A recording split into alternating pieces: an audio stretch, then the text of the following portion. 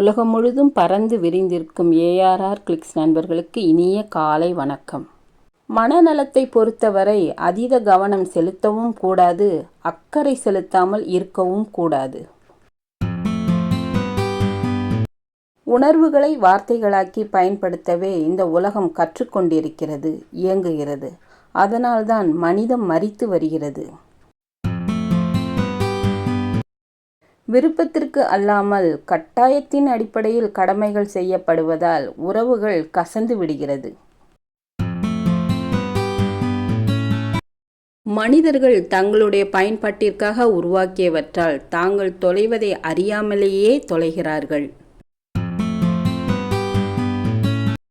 சலிப்பு உணர்வு சர்வ சாதாரணமாக நம்மில் புகுந்து வாழ்வை வளம் இழக்கச் செய்கிறது. நான் என்கிற அகங்காரத்துடன் கூடிய அதிகாரம் எந்த மனதில் ஆட்சி செய்கிறதோ அந்த மனதில் மனிதம் மரித்துவிடும்.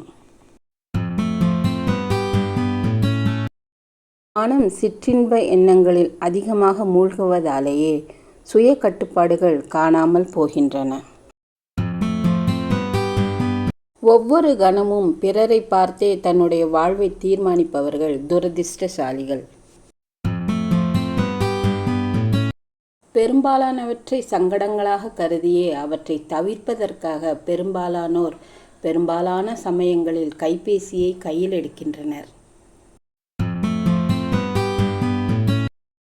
அறிவின் வளர்ச்சியை ஏற்றுக்கொள்ளலாம், சிந்தனைகளின் தூரத்தை சிலாகிக்கலாம்.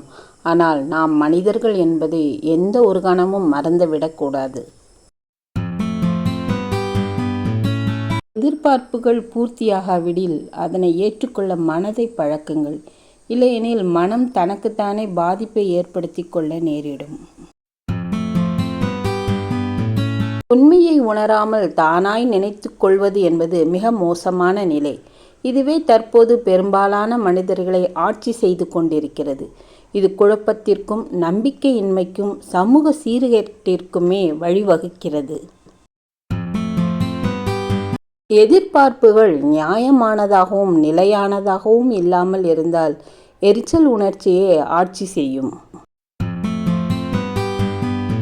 என் மனம் எனக்கு தெரியும் என்கிற அதீத நம்பிக்கையே மனநலம் கெடுவதற்கு தொடக்கத்தை ஏற்படுத்துகிறது.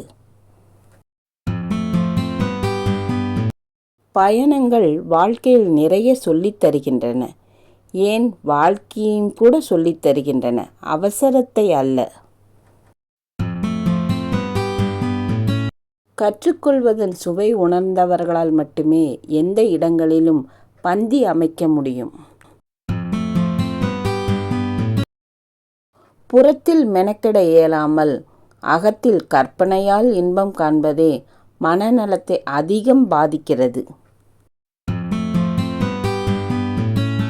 செயல்களுக்கு அடிமையான மனம் அதன் கணிப்புகளை பகுத்தறிய இயலாமல் தங்களுக்கு சாதகமாகவே கணிக்கும்.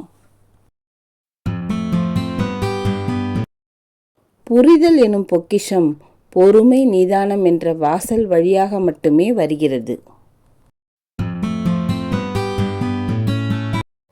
இன்றைய காலகட்டத்தில் தன்னை தற்காத்து கொள்ள சுய கட்டுப்பாடே மிகச்சிறந்த ஆயுதம். நேர்மறையையும் எதிர்மறையையும் தன்னில் தேடுகிறவர் வெற்றியாளர் ஆகிறார். Thanks for watching. Place your comments. Like, share, subscribe to my channel ARR Clicks.